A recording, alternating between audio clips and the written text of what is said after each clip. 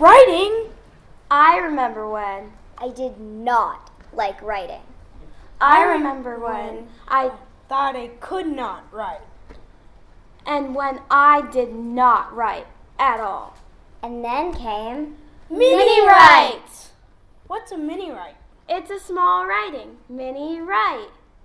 Mini-writes don't just fall from the sky. They come from us choosing 80% of the words from these vocab books.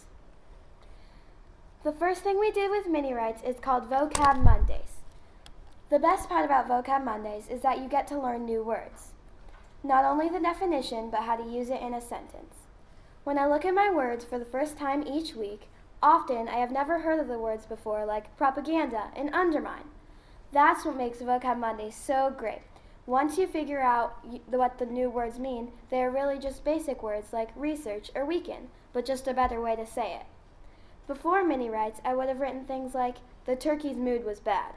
But now I write things like, it was the day before Thanksgiving, the day where the turkey's morale was at its lowest point. And it's the same with this one. I would have written things like, Cheryl said to her friend, it's not fair, they don't like us. But now I write like this. Cheryl talked to her friend in hiding. It's not impartial, she said, it's so overt they don't like us.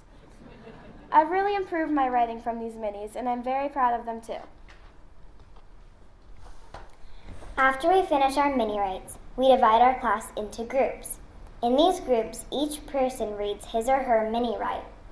After everyone has shared, each group votes a winner who will then compete against the other group winners. The next step is for each group winner to read their writing to the entire class, who then votes on the best mini-write. The winning students' writing from all the classes go to a group of 7th and 8th grade competitive writers called Power of the Pen. They vote on the best mini-write in the entire grade. A lot of people hear these writings. This process makes us better writers, especially when we get good feedback, like not to say, during Christmas caroling, because I showed such lack of interest, my mom sent me to my room. But instead to say, during Christmas caroling, because I showed such apathy, my mom sent me to my room. This makes mini-writes more fun. Mini-writes are a great way to learn new words in our vocab books. My first mini-write was just a complete fail. Here's a sentence from it. As the devils of immoral happily skip to see the trees gone and just the cracked surface of an adamant immoral desert.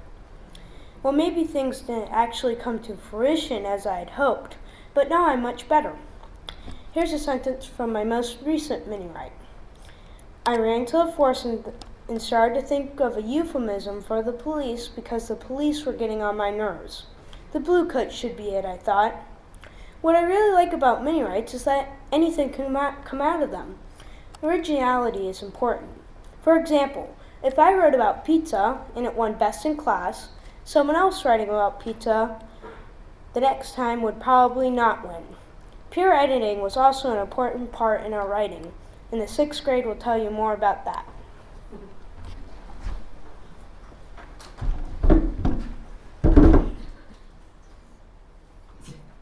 In 6th grade language arts, we focus on the writing process. Most classes start off with a writing start. We normally use a prompt to get us started. There are many different kinds, like choose your fate, art cards, phrases, and words, like bad hair day or he told her not to leave the window open. We also read, annotate, and discuss published pieces before we start our writing to give us a model of what kind of writing we are doing. So far, we have looked at poems, short stories, personal narratives, and folktales. I think this is a very useful part of the writing process because it gives us a better idea of the characteristics of each kind of writing. We often do mini lessons on writing techniques and read different styles so that we can apply them to our writing. This year in 6th grade, we have worked a lot on writing dialogue that develops the plot and characters, and on show, don't tell, which is where we use describing words and imply things using figurative language. Since the first draft is never perfect, we go through a series of peer revisions. We have learned how to ask questions such as why, what happens next, and how did you feel, to help create more rounded stories. For example, in my personal narrative about learning how to ride a bike, I originally wrote, One day, my dad took me up to my grandparents' house and we tried it out. A peer asked, "Why not at home?" So I changed the line to, "One day, my dad took me up to my grandparents' house because they had a flat, straight driveway while I lived on a hill." We do whole class guided revisions to learn how to approach each revision. The first 2 revisions of a piece are for content. After that, we look at things like style, word choice, and sentence structure. By the time we get to the 4th draft, we are ready for the teacher to edit. This is where we talk about what we did well, what we learned, and what we think still needs work on. This is also where we learn many of our grammar and punctuation lessons. After feedback from Ms. Crowley, we finalize our drafts and are ready to share them with the world.